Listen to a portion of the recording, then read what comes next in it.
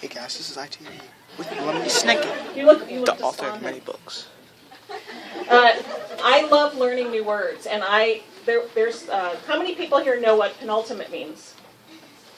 And how many people learned that word from Lemony Snicket? Because I knew what it meant, but I just wasn't sure. Yes. Does anyone ever know words like that? Thank you. Well, I think it's terrific that everybody came. Everybody here obviously loves Lemony Snicket as much as I do, and so I'm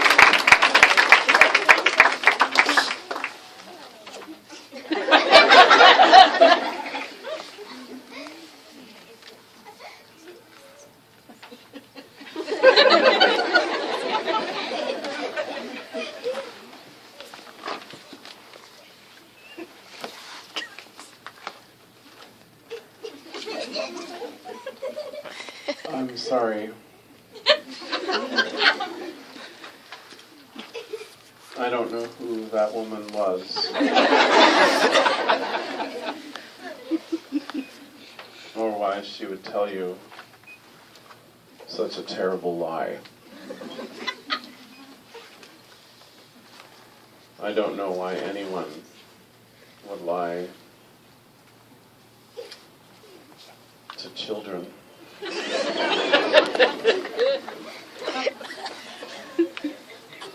Although it is fun.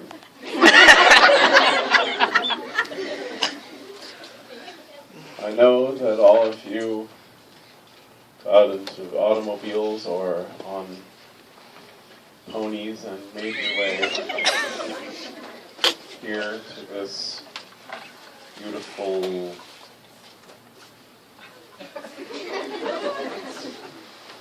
synagogue.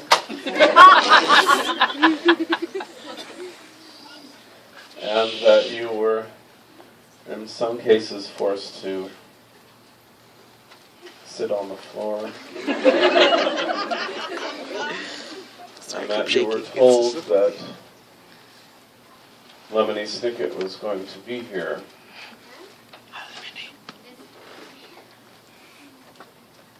But I'm afraid he isn't. Oh man.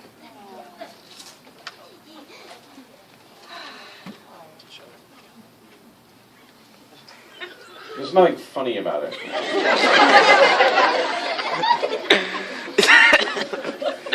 It's not funny at all. In fact, I find it rather sad.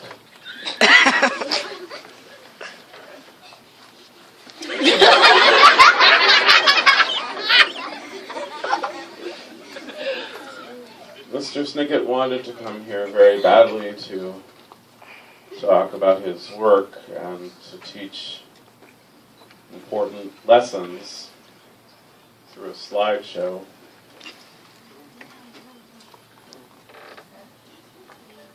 But I'm afraid I've just received word that he won't be here after all. He sent me a letter. I think I'll read the letter out loud.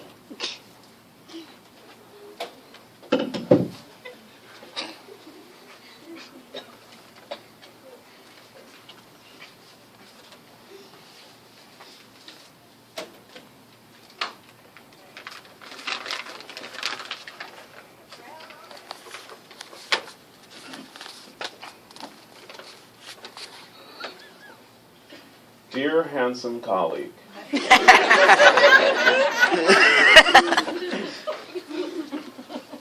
I'm sorry that I have not shown up here at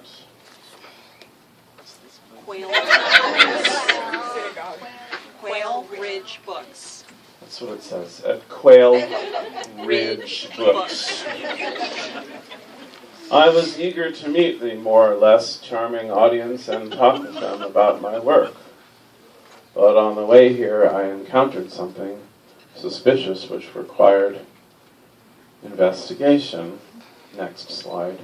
Oh. I got closer and closer. And I'm sure I will be along soon unless something terrible has occurred. In that case, I ask that the audience be informed about what will happen through an educational slideshow that I have left behind, which will be explained by an official representative who happens to be very handsome. Here we go, much better. And please stop making up parts of the letter that I didn't write. So, I guess there'll be some slides, which I will try my best to explain what will happen. Oh, here.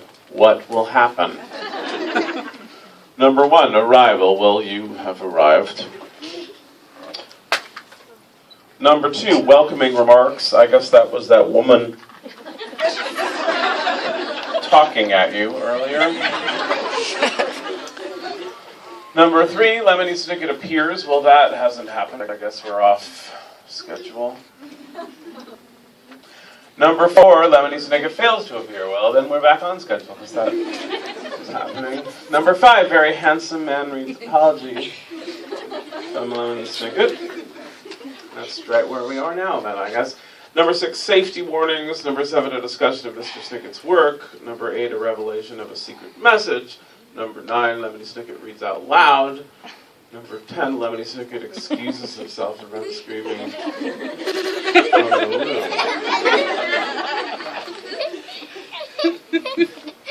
You don't see that at a lot of book events here.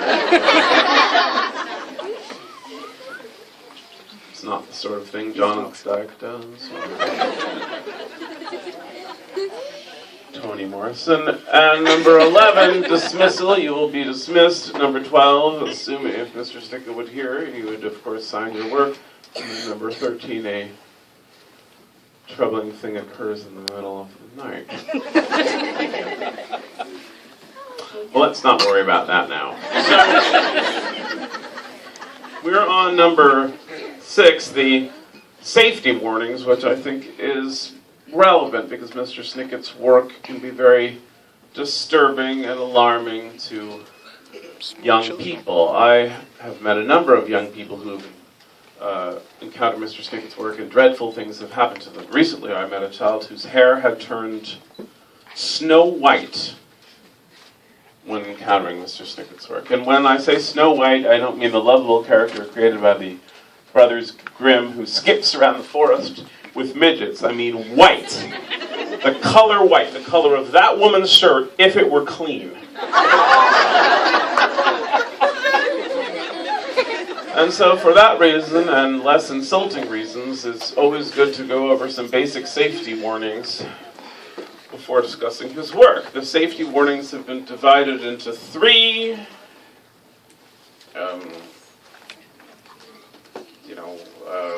pages. Thingies. 3 thingies. Thingy number 1. Suspicious people. I can't see it. Oh, well, I guess the point is you should always be aware of who is around you before you encounter any suspicious literature. You might otherwise be attacked by a young man with a stick while you are trying to cross the street. That must be what that means. It's true, no matter how innocent they look, no matter how handsome they are, you cannot always trust them. Someone who may at first appear to be a teacher of some kind. Looks like some of you maybe go to school. Do you go to school, ma'am, or you work in a factory? School? You work in a factory. That's because you didn't go to school. And so the teacher here, at first glance, maybe just want to teach you one of those important lessons, like always be calm, dude. But then when you look closer, you realize it's more alarming than that. She has no legs.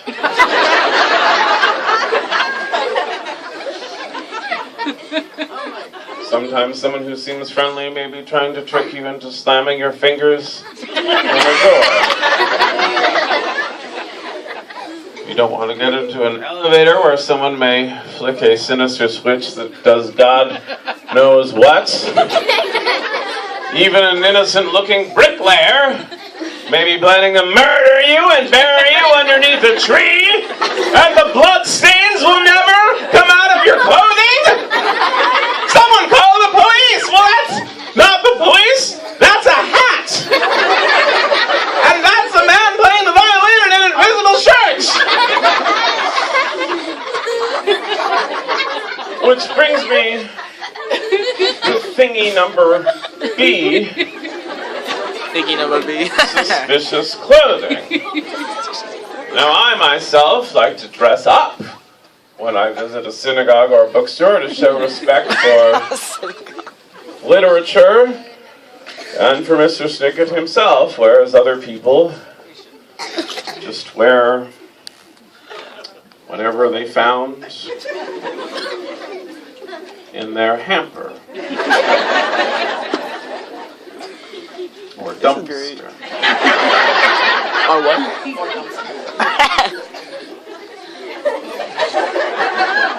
Some people enjoy reading Mr. Snicket's books in bed, so a nightgown would be appropriate. Sir? Some people, believe it or not, read Mr. Snicket's books to children, so if there are any children, if you are the proud mother of a child, make sure that its face is not covered in something blue so that it can see. And make sure not to remove its hands and feet. You might want to wear sturdy work boots when approaching the work of Lemony Snicket, particularly if you live in an igloo. Which I suppose brings us to thingy Roman numeral I.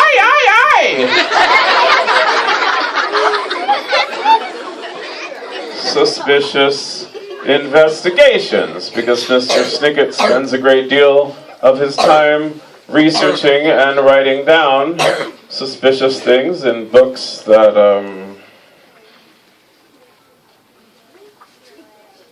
are very easy to steal from young people.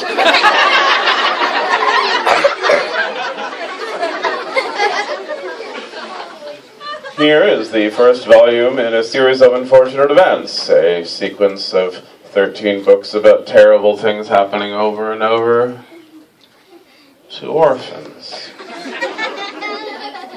Orphan is a word which here means a child who's all alone with no adults nearby.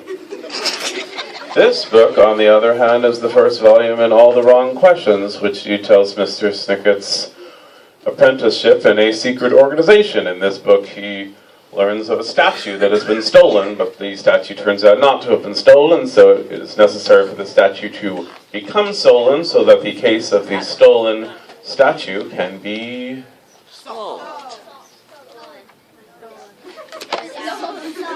concluded. It is through such investigations that he has learned to pierce the veil of ordinary life, to learn